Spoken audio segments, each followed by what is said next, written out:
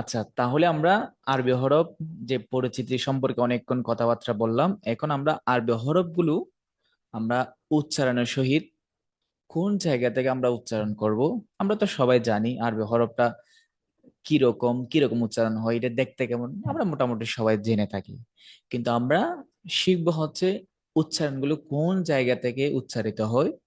এবং আমি কিন্তু আপনাদের থিওরিটিক্যাল বিষয়গুলো বলবো না, আমি প্র্যাকটিক্যাল, আমার দিকে তাকাবেন এবং আমি কোন জায়গা থেকে উচ্চারণগুলো করতেছি আপনাদেরকে সেটা আমি বলে দিব। আপনারা জাস্ট ওইভাবেই কিন্তু হরফগুলা উচ্চারণ করবেন। ঠিক আছে? যেমন আলিফ। আলিফটা আমরা সচরাচর জানি, এটার জন্য আমাদের কোনো উচ্চারণ আমাদের আসলে কাউকে শিখাইতে হয় না, এটা আমরা ছোটবেলা থেকে সবাই জেনে থাকি। তাহলে আমরা আলিফটা জাস্ট স্বাভাবিকভাবে উচ্চারণ করবো, আলিফ। আচ্ছা, তারপর নেক্সট যেই হরফগুলো রয়েছে, আমি কিন্তু এই হরফগুলো একটু পার্ট বাই পার্ট নিয়ে এসেছি, যেন একদম যারা হরফগুলো চিনেন না তারাও যেন হরফগুলো চিনতে পারেন এবং দ্রুত ক্যাচ করতে পারেন, যেন হরফগুলো আপনি ভুলে না যান। আচ্ছা, আমরা এই হরফগুলো অনেকে জানি, যারা জানি আমরা চেষ্টা করব উচ্চারণটা যেন আমার সাথে সাথে পড়বেন, যেন ভালো হয়। যেমন বা, বাটা হচ্ছে এটা, এটার নোক্তা হচ্ছে একটি নোক্তা। দেন এটা স্ট্রাকচারটা আপনি খেয়াল করলেই বুঝতে পারবেন, এটা স্ট্রাকচারটা এগুলো তিনোটাই একই সমান। এটা যদি আমরা উচ্চারণ করি তাহলে সেটা হবে হচ্ছে আমাদের দুই ঠোঁটের লাগিয়ে সেটাকে একটু ছেড়ে দিয়ে আমরা উচ্চারণ করব। যেমন বা, বা, দুইটা ঠোঁট একই সাথে লাগানো হবে, দেন লাগিয়ে সেটাকে আমরা এভাবে ছেড়ে দিব, এভাবে। যেমন বা, বা। আচ্ছা, তারপরে যে হরফটি রয়েছে সেটি হচ্ছে তা। এটি কিন্তু আমরা উচ্চারণ করার সময় একটু টেনে উচ্চারণ করব। এটিতে নোক্তা হচ্ছে দুইটি, নোক্তাগুলো থাকে কোথায়? উপরে। তাহলে আমরা এটি কোন জায়গা থেকে উচ্চারণ হয়, যদি আমরা আমি চেষ্টা করি আমার সাথে উচ্চারণ করেন তাহলে আপনাদের ইজি হবে। এটি উচ্চারণটা হচ্ছে যে আমাদের যে মাড়ি রয়েছে, যে যে ছাল রয়েছে আর কি, আমাদের দাঁতের উপরের মাঝখানে যে জায়গাটা রয়েছে সেই জায়গায় আমরা আমাদের জিহ্বার মাথাটা ওটার সাথে লাগিয়ে দেব। তাহলে আমরা ওই উচ্চারণটা যথাযথ স্থান থেকে আমরা উচ্চারণ করতে পারবো। যেমন তা, এই যে মাড়ি রয়েছে আমাদের দাঁতের, এই দাঁতের মাড়ির মাঝখান থেকে, দাঁতের মাড়ির যে আগা বলে আর কি, আমরা সরি আগা বলে থেকে, ওই আগা থেকে আমরা উচ্চারণ করবো, জিহ্বাটা আগার সাথে লাগাই দিব। যেমন তা, তা, লাগিয়ে সেটাকে আমরা একটু ছেড়ে দিব, এভাবে ছেড়ে দিব, তা, তা। তারপর যে হরফটি রয়েছে সেটি হচ্ছে সা।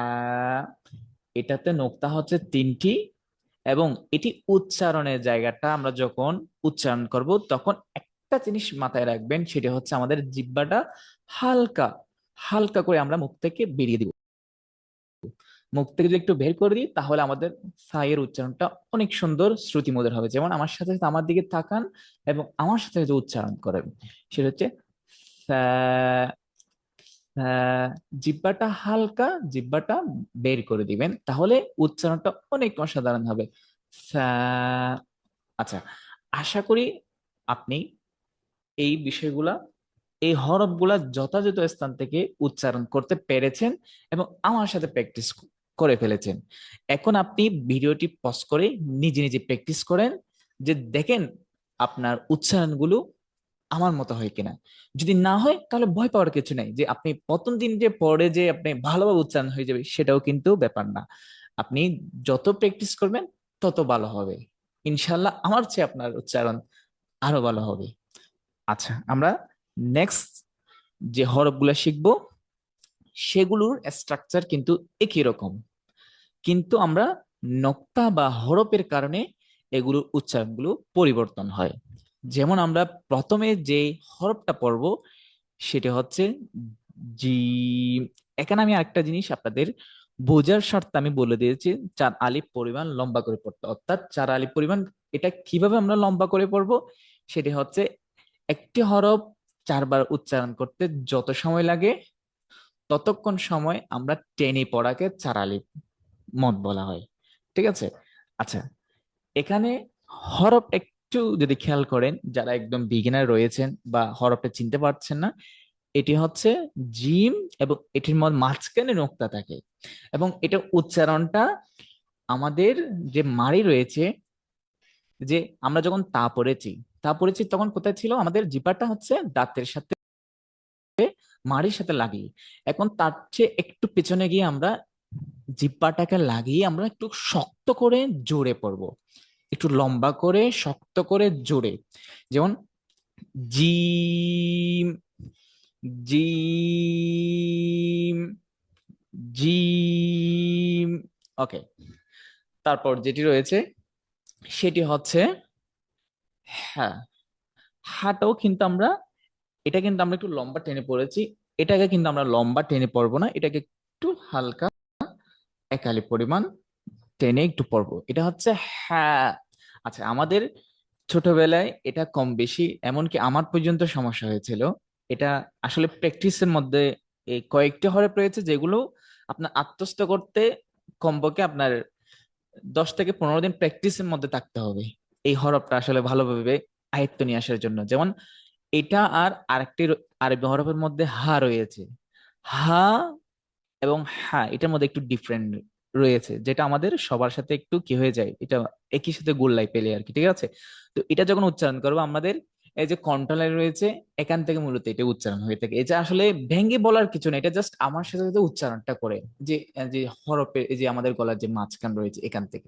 যেমন হ্যাঁ, হ্যাঁ, হ্যাঁ, এভাবে।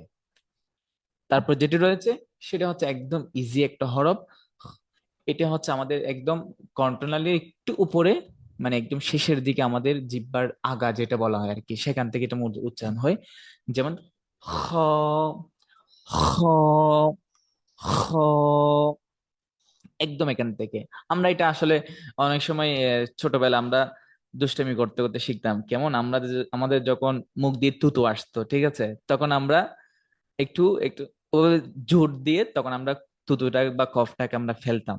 তো এখন ওই আমরা ছোটবেলা থেকে ওই জিনিসটা, ওইটা যখন হুজুর বুঝিয়ে দিত, দেন আমাদের এটা পড়তে আর কোনো কি হইতো না, সমস্যা হইতো না। তাহলে এটা উচ্চারণটা হচ্ছে খ, খ।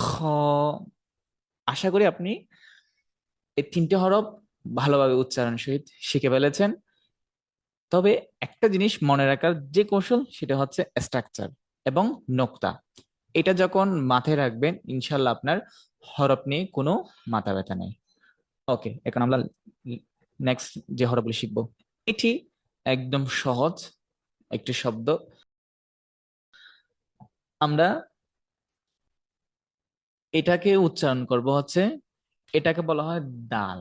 এটাকে একটু নরম করে জিহ্বাটাকে একদম মায়ের সাথে লাগিয়ে এটাকে আমরা উচ্চারণ করব। যেমন দাল, দাল। এখানে রয়েছে কি 4 আলিফ পরিমাণ লম্বা করে পড়তে হবে। 4 আলিফটা আমি তো বলে দিয়েছি কতটুকু লম্বা করে পড়তে হবে। একটা হরফ 4 বার উচ্চারণ করতে যে সময় লাগে, সে সময় নিয়ে আপনার উচ্চারণটা করতে হবে। যেমন দাল। আমরা যখন দালটা উচ্চারণ করব, প্রথম জাস্ট মারির সাথে লাগিয়ে দেন ছেড়ে দিব। ঠিক আছে, এবং মুখটাকে ফাঁকা হবে। যেন আমি বলতেছি, আমার মুখের দিকে দেখেন, তাহলে ইজিলি আপনি উচ্চারণ করতে পারবেন দাল। এবং লাস্টে গিয়ে এটা আমরা যে ল উচ্চারণ করি সেটার মধ্যে উচ্চারণ হবে, সেটা দাল, দাল। মানে যে জায়গা থেকে উচ্চারণ করতেছি সেটাতে সে জায়গায় লাগিয়ে দেন সেটাকে ছেড়ে দিয়ে দেন আবার রিটার্ন এটাকে আমরা কি করব, জিহ্বাটা আবার লাগাবো। তাহলে উচ্চারণটা একদম ক্লিয়ার, দাল। ওকে। তারপর হচ্ছে কি ভ্যাল। ভ্যালটা যখন আমরা পড়বো, জিহ্বাটা একটু, আমরা ছোটবেলায় যে কিছুক্ষণ আমরা আমরা যে হরফটি পড়েছিলাম ফা, একটু জিহ্বাটা বাইরে করে দিয়ে, ঠিক সেভাবে আমরা জিহ্বাটা বাইরে করে দিয়ে ভ্যালটা পড়বো। যেমন নরম করে ভ্যাল, ভ্যাল। এটা জিহ্বাটা একটু হালকা বাইর করে দেন জিহ্বাটা আবার মাঝখান বরাবর আবার কি হয়ে যাবে, লেগে যাবে, যখন আমরা এটাকে স্টপ করে দিব আর কি। ঠিক আছে। যেমন ভ্যাল। আমি যখন লাস্টের দিকে যে লটা উচ্চারণ হচ্ছে সেটা কিন্তু দাঁতের মাঝখানে চলে যাচ্ছে, আমাদের মুখের ভিতরে জিব্বাটা কিন্তু চলে আসতেছে। যেখানে আবার আবার যদি আপনি পড়েন, যেমন দেখেন জাল, জাল, আশা করি বুঝতে পেরেছেন। আচ্ছা, এটি আমরা একদম সহজ এটা উচ্চারণটা। এটার উচ্চারণ হচ্ছে জাস্ট দুই দাঁতের মাঝখান থেকে এখানে,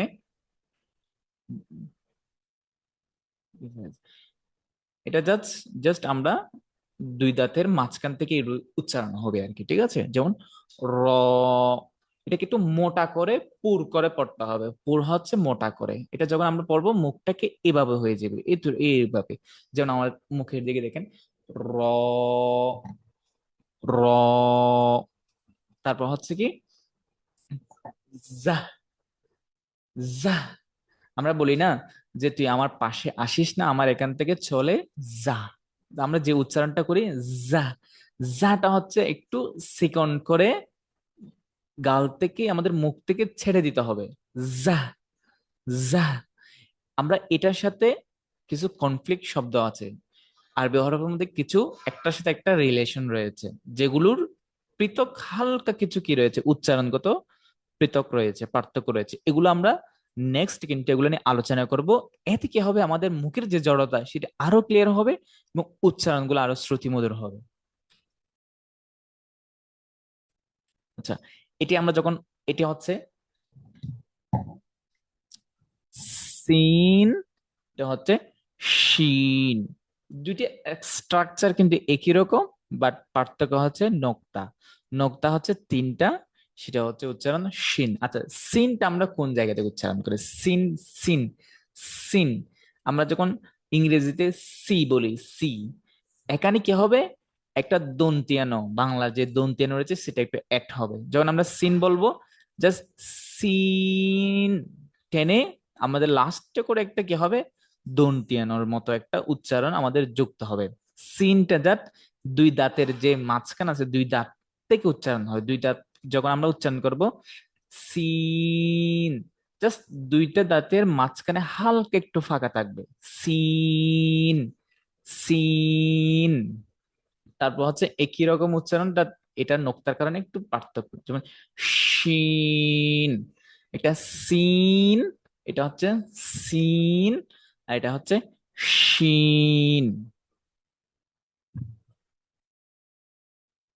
তারপর এটির স্ট্রাকচার একই রকম, জাস্ট নক্তার কারণে এগুলো একটু পৃথক হয়ে থাকে। এটার উচ্চারণ হচ্ছে সব, এটাকে একটু মোটা করে পড়তে হবে। আমরা প্রিভিয়াস যে স্লাইডে পড়েছি, এটা হচ্ছে সিন, একটু ছেড়ে দিয়ে চিকন করে, কিন্তু আমরা এটাকে একটু মোটা করে পড়বো, উচ্চারণটাকে একটু সদ, এটা জিহ্বাটা ছেড়ে দিতে হবে, সদ, সদ।